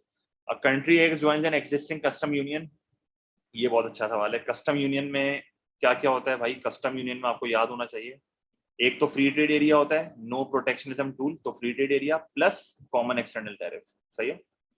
तो बाहर वालों के लिए अपन सब मिलके ना सेम, सबकी सेम मिलके बजाते हैं, सबका सेम प्राइस होता है, बेसिकली टैरिफ सेम होता है। A country X joins an existing custom union, तो एक कस्टम यूनियन बना हुआ है और उस कस्टम यूनियन में ऑलरेडी Y एंड Z है। सही है। सही है। तो अगर कस्टम यूनियन में Y एंड Z है, तो अगर कस्टम यूनियन में Y एंड Z है और X इसको एंटर मार रही है, X क्या कर रही है? X एंटर मार रही है। सही है। और अगर X इसमें एंटर मार रही है और ये कह रहा है कि कंट्री W अभी भी बाहर ही है, तो कंट्री W अभी भी इस सर्कल से बाहर है। सही है। तो W एंड Z पहले से कस्टम यूनियन का हिस्सा थे, X ने इस कस्टम यूनियन में एंट्री मारी और W कभी कस्टम यूनियन का पार्ट था ही नहीं। both X initial tariff and W's tariff are at the same level as the custom union common external tariff. ये कह रहा है कि X का टैरिफ और W का टैरिफ जो है ना वो कॉमन एक्सटर्नल टैरिफ के बिल्कुल इक्वल है. मतलब ये तीनों जो मिलके इसके ऊपर चार्ज लगाएंगे ना वो पहले X और W का सेम था, इससे फर्क नहीं पड़ता कुछ. What is likely to be the effect on trade flows when X joins a custom union? मुझे एक बात बताओ, पहले कस्टम यूनियन में सिर्फ Y और Z थे. पहले कस्टम यूनियन में सिर्फ Y और Z थे, अब कस्टम यूनियन में X भी आ गया है. तो पहले जितनी भी ट्रेडिंग होती थी वो Y और Z के बीच में होती थी, पर अब X भी बीच में आ गया है. इसका मतलब है अगर X अब बीच में आ गया है तो Y और Z के बीच में ट्रेडिंग थोड़ी कम होगी, क्योंकि थोड़ी बहुत ट्रेडिंग अब कंट्री X से भी शुरू होगी. तो ये चीज याद रखना, जब आप कस्टम यूनियन में एंटर मारते हो तो कंट्रीज के आपस में ट्रेडिंग कम होती है. तो अगर Y एंड Z की ट्रेडिंग ऑलरेडी बहुत ज्यादा हो रही थी और X अगर बीच की बिल्ली बनेगी तो इसका मतलब है Y और Z की ट्रेडिंग थोड़ी कम होगी, क्योंकि ये लोग फिर इससे भी तो ट्रेडिंग करना शुरू करेंगे. तो इसका मतलब है Y और Z की ट्रेडिंग क्या कम होगी, कम हो जाएगी, क्योंकि ये लोग आपस में भी थोड़ा करना शुरू करेंगे. सही है, क्योंकि तीनों के बीच में बेसिकली पटेगा. सही है, क्योंकि ये देयर आर न्यू पार्टीज. सही है, देयर आर न्यू पार्टीज, जिसकी वजह से उससे भी तो ट्रेडिंग करनी पड़ेगी हमें. सही है, हमें उनके साथ भी तो ट्रेडिंग करनी पड़ेगी. एक्स और डब्ल्यू के बीच में ट्रेडिंग कम होगी कि ज्यादा होगी, एक्स और डब्ल्यू. मुझे बताओ, पहले जब कंट्री एक्स वाला डब्ल्यू से मंगवाता है तो उसको टैरिफ भरना पड़ता है. अगर अब कंट्री एक्स वाला वाई और जेड से मंगवाएगा तो उसको टैरिफ नहीं भरना पड़ेगा. इसका मतलब है कंट्री एक्स जो है वो क्या करेगी, वो डब्ल्यू से ट्रेडिंग कम करके वाई और जेड पर स्विच मारेगी, क्योंकि उसको वाई और जेड जो है वो सस्ता लगेगा. तो इसका मतलब ये हुआ कि एक्स और डब्ल्यू के बीच में ट्रेडिंग डिक्रीज होगी. क्यों डिक्रीज होगी, क्योंकि there is no tariff with Y and Z. तो consumers will prefer Y and Z क्योंकि वो अपने को सस्ता पड़ेगा. सही है, तो इसका आंसर क्या होगा, बी होगा. तो अच्छा MCQ. 21. The table shows four combinations of price changes which may affect a country's terms of trade. तो terms of trade का फॉर्मूला क्या होता है, terms of trade का फॉर्मूला होता है एक्सपोर्ट की प्राइसेस डिवाइडेड बाय इंपोर्ट की prices multiplied by 100. Which combination of the price changes would cause an improvement in the terms of trade? तो terms of trade को improve करना है. तो हमेशा याद रखना, जब भी टर्म्स ऑफ ट्रेड को इंप्रूव करना है तो न्यूमरेटर को बढ़ाना पड़ेगा, डिनोमिनेटर को गिराऊंगा, क्योंकि अगर मैं डिनोमिनेटर को गिराऊंगा और न्यूमरेटर को बढ़ाऊंगा तो मेरा ओवरऑल आंसर बढ़ेगा. इसका मतलब है अगर टर्म्स ऑफ ट्रेड इंप्रूव हो रहा है तो इसका मतलब क्या हुआ, इसका मतलब ये हुआ कि आपकी एक्सपोर्ट की प्राइसेस क्या होनी चाहिए, एक्सपोर्ट की प्राइसेस बढ़नी चाहिए और इंपोर्ट की प्राइसेस क्या होनी चाहिए, कम होनी चाहिए. तो दिस इज बेसिकली एप्रिसिएशन. सही है, तो मुझे बताओ एवरेज प्राइस क्या होनी चाहिए, एक्सपोर्ट की राइज होनी चाहिए और एवरेज प्राइस इंपोर्ट्स की क्या होनी चाहिए, फॉल होनी चाहिए. तो मेरा यहाँ पर आंसर क्या होगा, मेरा यहाँ पर आंसर सी होगा. सही है, तो 21 का आंसर सी. हमेशा याद करना, जब भी टर्म्स ऑफ ट्रेड में कंफ्यूज हो जाओ तो फॉर्मूला लिख लिया करो. ये न्यूमरेटर और डिनोमिनेटर से करोगे ना 2 मिनट में हो जाएगा. सही है, तेरे ये चीज नहीं मेरी जान बेटा, फॉर्मूले से देखो ना, एक्सपोर्ट की प्राइस बढ़ रही है तो न्यूमरेटर बढ़ रहा है, न्यूमरेटर बढ़ रहा है तो टर्म्स ऑफ ट्रेड बढ़ रहा है. तो ये प्राइसेस इंपोर्ट और एक्सपोर्ट प्राइस का रेशियो है ये. सही है, तो एक्सपोर्ट प्राइसेस जब इंपोर्ट प्राइस से ज्यादा होती है तो टर्म्स ऑफ ट्रेड अच्छा होता है, क्योंकि आपका प्रोडक्ट ज्यादा महंगा है रेशियो के हिसाब से. The table shows all of the items on the current account. What is the value of the current account balance. तो करंट अकाउंट बैलेंस कैसे निकालोगे, ये क्या है, ये ट्रेड इन गुड्स है. तो मुझे बताओ ट्रेड इन गुड्स क्या आ रहा है, दोनों को ऐड कर दो, बल्कि माइनस करोगे, एक्सपोर्ट रेवेन्यू माइनस इंपोर्ट का एक्सपेंडिचर, तो क्या आ जाएगा -13. ये आपका ट्रेड इन सर्विसेज है तो क्या आ जाएगा -3 +3 सही है. और ये मेरा नेट ट्रांसफर है, तो नेट ट्रांसफर को दूसरे लफ्जों में क्या बोलते हैं, सेकेंडरी इनकम. तो ये क्या होगा, ये +5 होगा. बताओ टोटल आंसर क्या आ रहा है, टोटल आंसर +3 और +5 क्या होता है, +8 -13 -5. तो इसका मतलब है -5 का जो है वो डेफिसिट चल रहा है, 5 का डेफिसिट चल रहा है करंट अकाउंट में. तो इसका आंसर सी होगा. सही है, डेफिसिट, क्योंकि नेगेटिव में ना, अगर आंसर नेगेटिव में तो डेफिसिट है, पॉजिटिव में तो सरप्लस है. सिंपल सी बात है. सही है, सही है. तो +3 +5 +8 हो गया, -13 करोगे तो -5 आ जाएगा आंसर. 22 भी हो गया, आसान एमसीक्यू था. 23. तो 23 अगर आप देखो, 23 वैसे तो आपके पेपर में आना नहीं चाहिए क्योंकि ये एम्प्लॉयमेंट का सवाल है. The table shows the rate of unemployment. Rate of unemployment का मतलब है percentage and population in numbers. What can be concluded from this information, a higher proportion, proportion का मतलब क्या है, percentage, of those willing and able to work are in employment in Malaysia than in India. बिल्कुल सही कह रहा है. मुझे बताओ, मलेशिया की अनएम्प्लॉयमेंट 4% है. अगर मलेशिया की अनएम्प्लॉयमेंट 4% है तो एम्प्लॉयमेंट कितनी होगी, सिंपल सा क्वेश्चन है. अगर अनएम्प्लॉयमेंट 4% है तो एम्प्लॉयमेंट कितनी होगी, 96%. और इंडिया की अगर अनएम्प्लॉयमेंट 6.8 है तो एम्प्लॉयमेंट कितनी होगी? अगर इंडिया की अनएम्प्लॉयमेंट 6.8 है तो एम्प्लॉयमेंट कितनी हो जाएगी? 93.2। तो पहली स्टेटमेंट क्या सही है कि मलेशिया में जो है वो willing and able to work का ज्यादा प्रोपोर्शन है, क्योंकि willing and able to work का मतलब क्या है? Willing and able to work है लेबर फोर्स वाले लोग, सही है, जो लेबर फोर्स का पार्ट होते हैं। तो बेसिकली ये मुझसे एम्प्लॉयमेंट की बात कर रहा है, सही है, क्योंकि एम्प्लॉयमेंट प्लस अनएम्प्लॉयमेंट से आपकी लेबर फोर्स बनती है। अगेन आपको इतना डिटेल नहीं पता होनी चाहिए, आप खाली ये दिमाग में रखो, बस ये बेसिकली ये पूछ रहा है कि एम्प्लॉयमेंट मलेशिया में ज्यादा है कंपेयर टू इंडिया। इसका मतलब है आपका आंसर सिंपली ए होगा। बाकी जितने भी ऑप्शन है वो आपसे नंबर्स की बात कर रहा है। अगर वो आपसे नंबर्स की बात कर रहा है तो आप रेट पे उससे आर्ग्यूमेंट नहीं कर सकते, क्योंकि ऑब्वियस सी बात है, हमें रेट दिया हुआ है, ऑप्शन में नंबर दे तो कोई पॉइंट नहीं है बहस करने का, तो बाकी ऑप्शन देखो भी नहीं। क्वेश्चन 24, ये 24 बहुत इंपॉर्टेंट है, मुझसे बहुत बच्चों ने ये पूछा है। ये इन्फ्लेशन की कैलकुलेशन का है, तो अगर आपको ये एमसीक्यू करना आ गया ना तो आप ऐसे सारे कर सकोगे, सही है। तो ये सीख लो एक बार तरीके से, जिस तरह अपन ने ट्रेड वेटेड एक्सचेंज रेट निकाला था ना, ये वैसे ही होता है। The average consumer divides its expenditure between food, clothing, accommodation and transport. इसका मतलब है ये मेरा बास्केट ऑफ गुड्स हो गया, हाँ या ना? ये मेरा बास्केट ऑफ गुड्स हो गया, और इसने मुझे दिया हुआ इन द रेशो 2:1:4:3। इसका मतलब है ये मेरा वेट्स है। इसका मतलब है ये क्या है? ये मेरे वेट्स है कि एक कस्टमर जो है वो 2/10 का जो है वो खर्चा फूड पे कर रहा है, 1/10 का खर्चा क्लोथिंग पे कर रहा है। तो ये इंपॉर्टेंस शो कर रहा है मुझे गुड्स की, ये मुझे इंपॉर्टेंस शो कर रहा है कि बास्केट में भाई इस गुड की इतनी इंपॉर्टेंस है, इस गुड की इतनी इंपॉर्टेंस है, सिंपल। फिर उसके बाद क्या बोल रहा है? During the course of year the price of the food falls by 2%। अभी देखो करना क्या है, देखो सवाल का तरीका क्या है, आप क्या करोगे? अब मैं ये नीचे कर रहा हूँ, मैं इधर कर रहा हूँ, तो यहाँ पर देख लेना तरीका। ये पहले आप लिखोगे फूड का एफ, फिर आप लिख दोगे क्लोथिंग का सी, फिर आप लिख दोगे एकोमोडेशन का ए, फिर आप लिख दोगे ट्रांसपोर्ट का टी। मुझे जो है वो वेट्स दिए हैं, वेट्स क्या क्या दिए हैं? फूड का वेट 2 है, क्लोथिंग का वेट 1 है, एकोमोडेशन का वेट 4 है, और इसका कितना है? ट्रांसपोर्ट का 3 है। तो ये टोटल कितना बन गया? 10। आप क्या करोगे? आप इस वेट को मल्टीप्लाई करोगे इंडेक्स से। मुझे बताओ, हमेशा याद रखना इन्फ्लेशन को इंडेक्स में देखते हैं। इंडेक्स, इंडेक्स का मतलब है या तो आप 100 से बढ़ाओगे या तो 100 से गिराओगे, सही है, मतलब माइनस करोगे, 100 में से माइनस करोगे, बल्कि मैंने गलत लिख दिया, या तो आप 100 से प्लस करोगे या तो आप माइनस करोगे, सिंपल। अगर मुझे बताओ फूड की प्राइस 2% से गिर रही है तो इंडेक्स क्या होगा? अगर फूड की प्राइस 2% से गिर रही है तो इंडेक्स क्या होगा? तो ये मेरे वेट्स हैं, 98 होगा, एक्सेलेंट। तो आप 100 में से 2 माइनस कर दोगे, सही है, तरीका ये होता है इंडेक्स को देखने का। अगर क्लोथिंग की प्राइस 4% से बढ़ रही है तो इंडेक्स क्या होगा? 104। अगर एकोमोडेशन की प्राइस 10% से बढ़ रही है तो मैं 110 लिख दूंगा। और ट्रांसपोर्ट की प्राइस अगर कांस्टेंट है तो इंडेक्स क्या होगा? अगर ट्रांसपोर्ट की प्राइस कांस्टेंट है तो इंडेक्स क्या होगा? 100। इंडेक्स में कोई फर्क ही नहीं पड़ेगा, इंडेक्स में कोई फर्क ही नहीं पड़ेगा। 2 मल्टीप्लाइड बाय 98 क्या आ रहा है? जल्दी जल्दी बता दो यार, खत्म करेंगे। 2 मल्टीप्लाइड बाय 98 क्या होगा? 196, 1 ये 104, ये मेरे पास आ गया 440, ये मेरे पास आ गया 300। टोटल क्या आ रहा है? टोटल क्या आ रहा है? 1040। अगला स्टेप क्या होता है? 1040 को डिवाइड कर दोगे 10 से, क्या आंसर आ रहा है? 104। अगर मेरा इंडेक्स 104 आ रहा है, इसका मतलब है इन्फ्लेशन कितनी है? Assuming the weights of price index reflect the expenditure on the average consumer increase। अगर इंडेक्स 104 है तो इन्फ्लेशन कितने का होगा? +4%, क्योंकि 100 से ऊपर है तो इन्फ्लेशन, 100 से नीचे तो डिफ्लेशन। क्लियर है ये चीज? तो अगर 104 है इसका मतलब है मेरी प्राइसेस 4% से बढ़ी हैं, तो आंसर क्या होगा? बी होगा। क्लियर है ये चीज? आंसर क्या होगा? बी होगा। कोई मसला? क्लियर है ये चीज? आगे बढ़ूं तो 26 25 देख लेते हैं।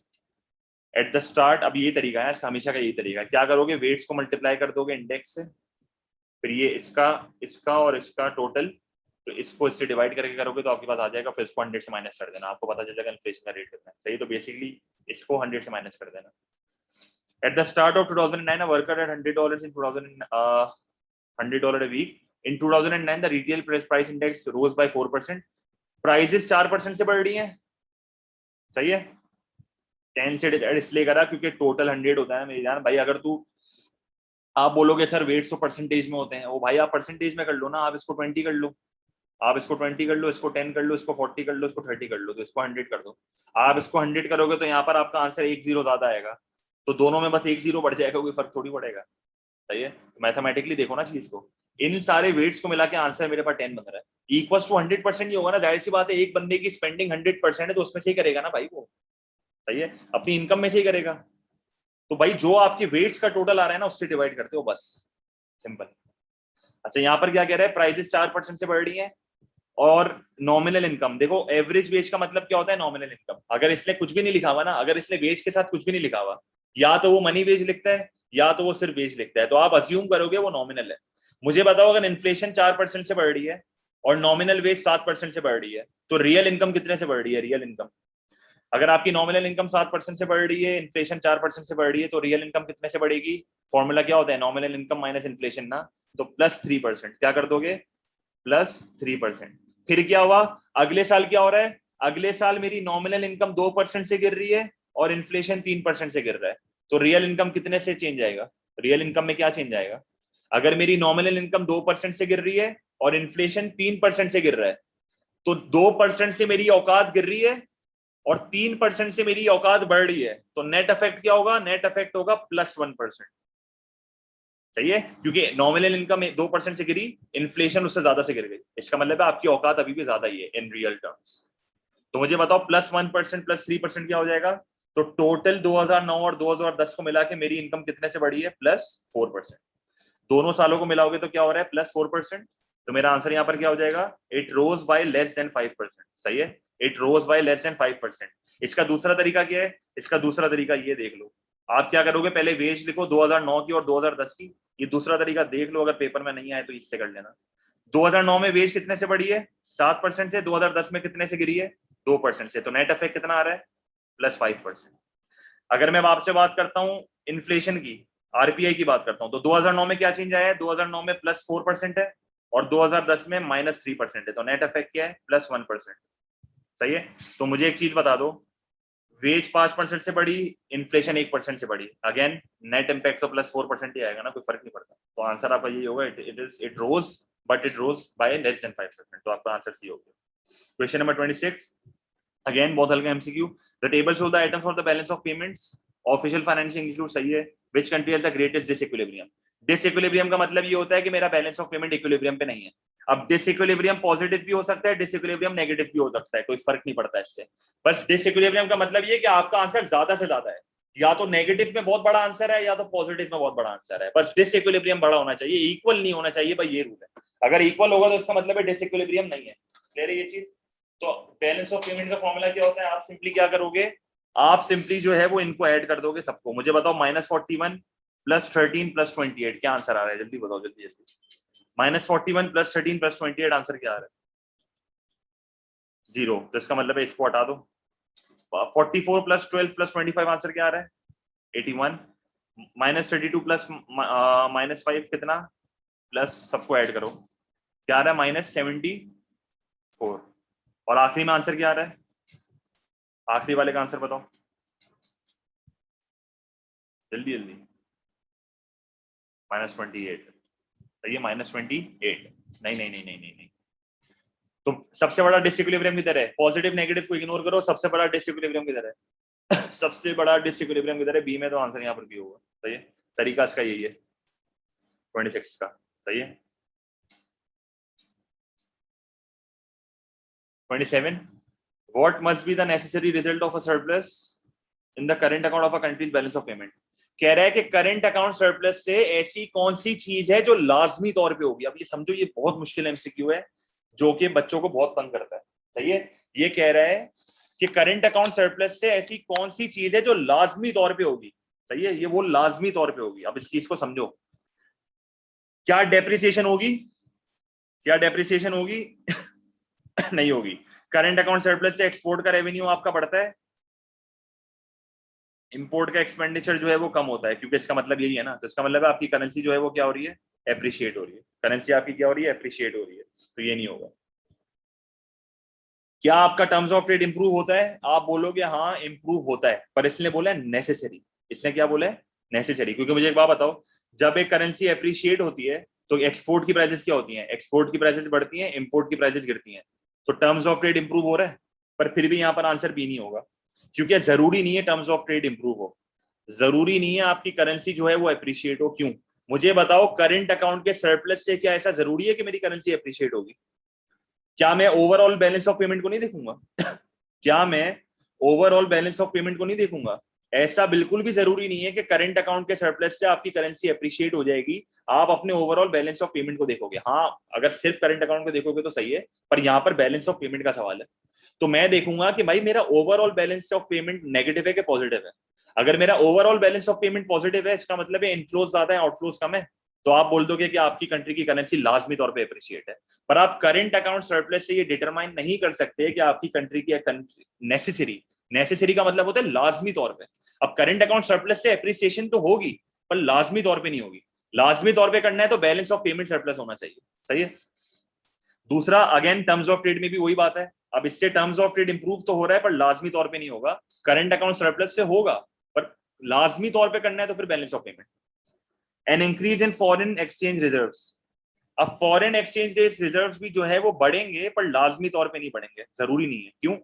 क्योंकि अगर आपका करंट अकाउंट सरप्लस है, चलो ऑप्शन डी पढ़ लो पहले, ऑप्शन सी को देखो पहले, ऑप्शन डी पढ़ लो। An increase in the net holdings of foreign assets.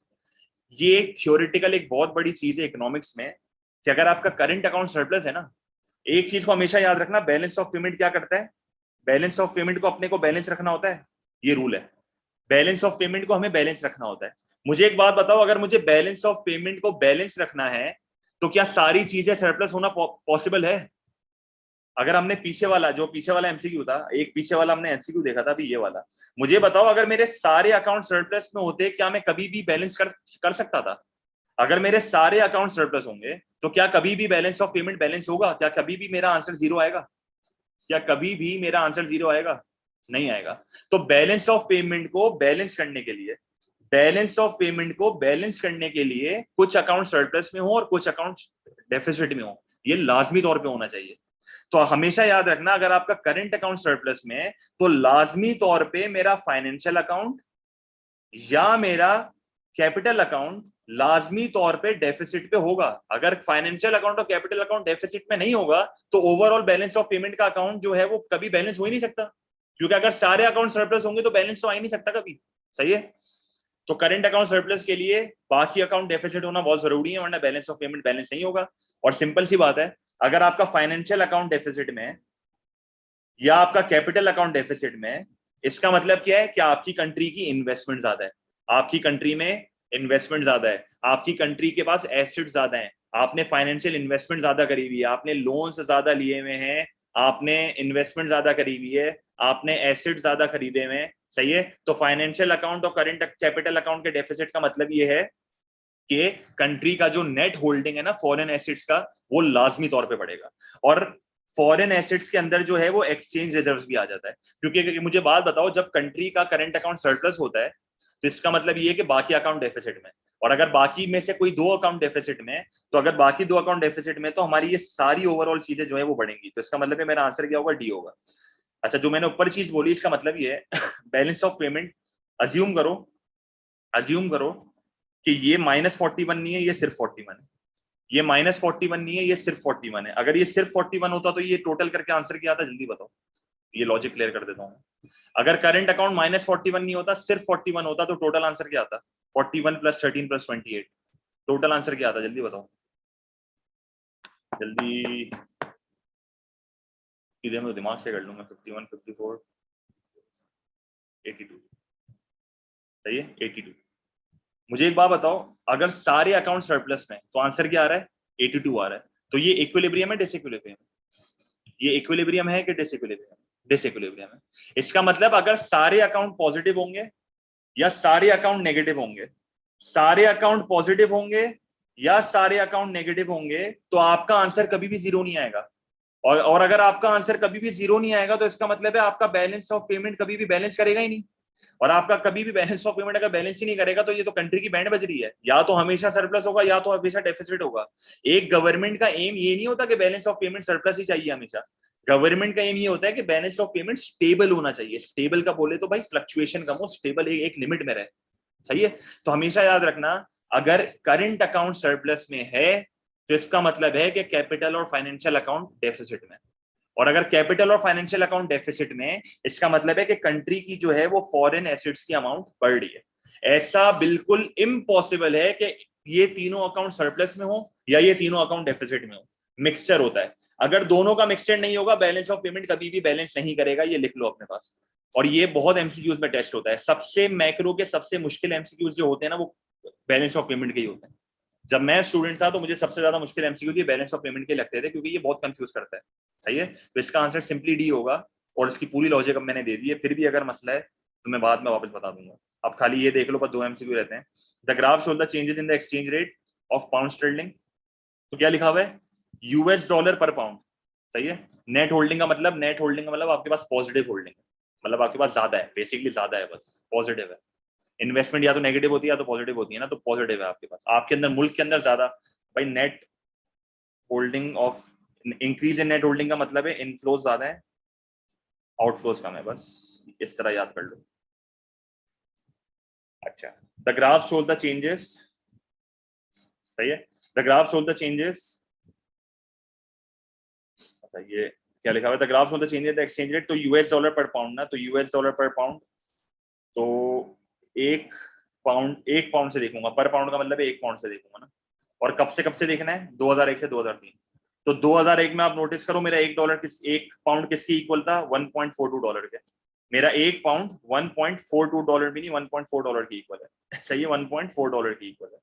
और 2003 में कितने की इक्वल है एक पाउंड, 2003 में एक पाउंड कितने की इक्वल है, 1.75। तो मुझे बताओ पाउंड एप्रिशिएट हुआ है, डेप्रिशिएट हुआ है? पाउंड एप्रिशिएट हुआ है, डेप्रिशिएट हुआ है? एप्रिशिएट हुआ है। पहले अपने को एक पाउंड में 1.4 टॉफी मिल रही थी, अब अपने को एक पाउंड में 1.75 टॉफी मिल रही है। तो अपने को अगर टॉफी ज्यादा मिल रही है तो अपनी करेंसी एप्रिशिएट हो रही है, इसका मतलब है सामने वाली करेंसी डेप्रिशिएट हो रही है। दूसरे वाले ग्राफ पे आओ, पाउंड पर यूरो। पाउंड पर यूरो का मतलब क्या है कि 1 यूरो पे कितने पाउंड, 1 यूरो पे कितने पाउंड। तो 2001 में देख लो क्या हो रहा है, 2001 में 1 यूरो में कितने पाउंड मिलने हैं, अराउंड 61। सही है, अराउंड 0.61 पाउंड। पहले मुझे 2001 में जो है वो कितने मिलने हैं, 1 यूरो पे अराउंड 0.61 पाउंड मुझे मिलने हैं। 2003 में मुझे कितने मिलने हैं, देखो 1 पाउंड पे कितने 1 यूरो पे कितने मिलने हैं, 1 यूरो पे मुझे पाउंड कितने मिलने हैं, 1 यूरो पे मुझे पाउंड मिलने हैं 0.7। तो मुझे बताओ, पहले मुझे 1 यूरो में 0.61 टॉफी मिलती थी, अब मुझे 1 यूरो में जो है वो 0.7 मिल रही है। तो यूरो क्या हो रहा है, एप्रिशिएट हो रहा है, डेप्रिशिएट हो रहा है? सिर्फ यूरो का बताओ, यूरो एप्रिशिएट हो रहा है ना। पहले 1 यूरो में मुझे 1 यूरो पे पहले 0.61 टॉफी मिलती थी, अब मुझे 1 यूरो में 0.7 टॉफी मिल रही है। तो इसका मतलब है यूरो जो है वो एप्रिशिएट हो रहा है, पाउंड क्या हो रहा है, डेप्रिशिएट हो रहा है। तो आंसर क्या होगा, बी होगा। The pound appreciated against the dollar, जो कि ये हो रहा है, and the pound appreciated against the euro, तो ये होगा। सही है, हाँ हाँ ये डॉलर है ना, ये जो मैंने लिखे हैं ये डॉलर है, ये लिख देता हूँ, चलो मसला नहीं है। ये आपका डॉलर है। सही है, तो आपका जो पाउंड है वो एप्रिशिएट हुआ है डॉलर के अगेंस्ट, और आपका जो यूरो है वो एप्रिशिएट हुआ है पाउंड के अगेंस्ट। इसका मतलब है कि पाउंड की औकात जो है वो डॉलर के सामने बढ़ी है, और पाउंड की औकात जो है वो यूरो के सामने गिरी है। तो यहाँ पर आंसर क्या होगा, यहाँ पर आंसर आपका बी होगा, ए आंसर नहीं हो सकता। पाउंड दोनों करेंसी के अगेंस्ट एप्रिशिएट नहीं हुआ, pound is depreciated against euro. तो पाउंड देखो डेप्रिशिएट हुआ यूरो के अगेंस्ट। सही है, तो आंसर मेरा बी होगा। सही है। 29 एक बहुत मुश्किल एमसीक्यू है। टेक्निकल है, मुश्किल नहीं बोलूंगा मैं, टेक्निकल है, सोचोगे तो हो जाएगा। अदर थिंग्स बीइंग, पहले तो ये समझो उसने लिखा हुआ गया अंग्रेजी में, लिखा हुआ है, समझना पड़ेगा। अदर थिंग्स बीइंग इक्वल, मुश्किल अंग्रेजी में, मेरे को भी मसला होता है। What will happen if a British company raises the sterling price of goods it sells to Pakistan.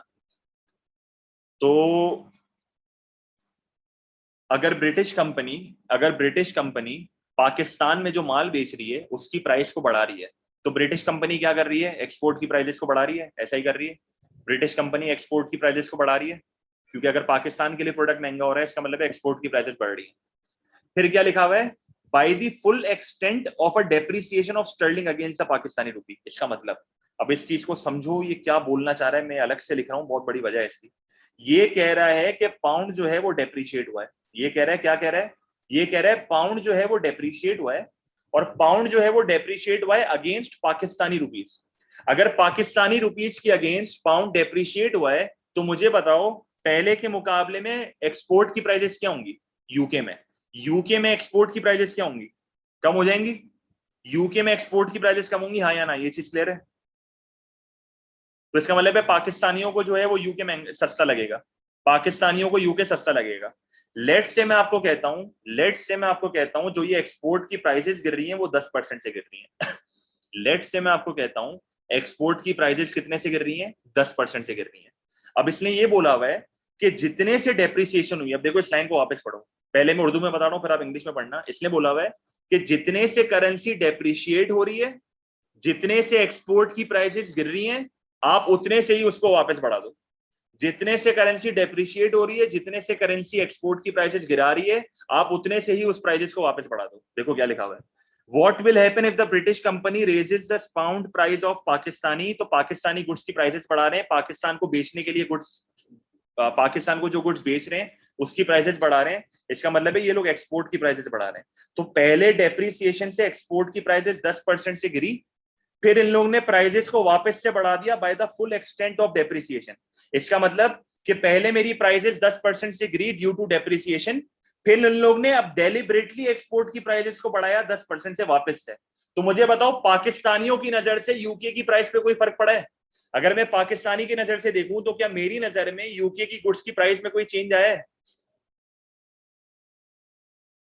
सही है, बिल्कुल ना, इक्वल चेंज है, इक्वल चेंज। जितने से डेप्रिसिएशन की वजह से प्राइस गिरी, अपन ने उतने से ही प्राइस वापस बढ़ा दी। इसका मतलब है कि पाकिस्तानी की नजर में एक्सपोर्ट की प्राइसेस कभी चेंज हुई नहीं थी। पाकिस्तानी की नजर में कभी इंपोर्ट मतलब यूके के गुड्स की प्राइस चेंज हुई नहीं थी, क्योंकि पाकिस्तान तो इंपोर्ट की प्राइस देखेगा, पर पाकिस्तान की नजर में यूके की गुड की प्राइस कभी चेंज नहीं हुई, क्योंकि जितने से प्राइस गिरी थी उतने से यूके ने बढ़ा दी, कोई फर्क ही नहीं पड़ा। तो आंसर क्या होगा, द कंपनीज अर्निंग्स, यूके की जो कंपनीज हैं उनकी जो अर्निंग्स हैं वो पाकिस्तान से कांस्टेंट रहेंगी। क्यों? क्योंकि पाकिस्तानी अपना एक्सपेंडिचर चेंज ही नहीं करेगा, क्योंकि पाकिस्तानी की नजर में यूके में गुड अभी भी उतने का ही है जितना पहले था। तो पाकिस्तानी की नजर में कोई चेंज ही नहीं आ रहा। तो अगर उसकी नजर में कोई चेंज ही नहीं आ रहा तो इसका मतलब है यूके की कंपनी के रेवेन्यू में भी कोई फर्क नहीं पड़ेगा। सही है। The companies earnings in Pakistan will remain constant in pound sterling. Pound sterling में कांस्टेंट नहीं रहेगी। मुझे बताओ पाउंड स्टर्लिंग में अर्निंग कांस्टेंट क्यों नहीं है? पाकिस्तानी रुपीस में तो कांस्टेंट है, पाकिस्तानी पहले भी उतना खर्चा कर रहा था, अब भी उतना ही खर्चा करेगा अपनी रुपीस में। पर अगर मैं इसी चीज को पाउंड में कन्वर्ट करूंगा तो अर्निंग कांस्टेंट नहीं होगी, क्योंकि पहले के मुकाबले में पाउंड की करेंसी डेप्रिशिएट हुई है, तो मेरी अर्निंग कांस्टेंट नहीं होगी, मेरी अर्निंग चेंज होगी। क्योंकि अगर करेंसी डेप्रिशिएट हुई है तो इसका मतलब है पाउंड की अमाउंट भी चेंज होगी। सही है, तो आपका आंसर बी नहीं हो सकता। Demand for the companies will fall, बिल्कुल गलत। पाकिस्तानी की नजर में तो कोई फर्क ही नहीं पड़ा, डेप्रिशिएट है, बिल्कुल डेप्रिशिएट है। The profit margin on sales Pakistan will decline, बिल्कुल फालतू ऑप्शन। सही है, तो बाकी सारी चीजें हटा दो और आपका आंसर यहाँ पर सिंपली ये होगा। तो अच्छा सवाल था, टेक्निकल सवाल था। When will a country's balance of payment current account deficit be reduced? Current account deficit को रिड्यूस कैसे करते हैं? या तो स्विचिंग पॉलिसी से करते हो या तो डैम्पिंग पॉलिसी से करते हो, अगर आपको याद हो। सही है, तो when it raises the rate of income tax, income tax बढ़ेगा तो डिस्पोजेबल इनकम कम होगी, डिस्पोजेबल इनकम होगी कंजम्पशन कम होगी, इंपोर्ट का एक्सपेंडिचर कम हो जाएगा। मुझे बताओ कौन सी पॉलिसी है ये डैम्पिंग पॉलिसी है। ये कौन सी पॉलिसी है? डैम्पिंग पॉलिसी है। सही है, और इसको क्या बोलेंगे? Contractionary fiscal policy. याद है ना, डैम्पिंग पॉलिसी में एक्सपेंडिचर फिस्कल और रिड्यूसिंग आता है, और कॉन्ट्रैक्शनरी फिस्कल और monetary. When it reduces tariff, ये टैरिफ को अगर कम करेगा ना पागल, तो इंपोर्ट का एक्सपेंडिचर बढ़ जाएगा, तो डेफिसिट मजीद बढ़ जाएगा भाई। ये टैरिफ को इंक्रीज करना चाहेगा, इंक्रीज। व्हेन इट रीवैल्यूज, बिल्कुल गलत। A country should D value, अगर आपको याद हो D valuation is a switching policy. अब मैं इसकी पूरी डिटेल नहीं दे रहा, पर D value is a switching policy. When it removes the export subsidy, बिल्कुल गलत। अगर आप एक्सपोर्ट की सब्सिडी को रिमूव कर दोगे तो एक्सपोर्ट की प्राइस गिरेगी, बढ़ेगी, जिससे एक्सपोर्ट का रेवेन्यू बढ़ जाएगा, तो डेफिसिट वर्सन हो जाएगा इससे। सही है, और आपके लोग जो है वो किधर स्विच हो जाएंगे?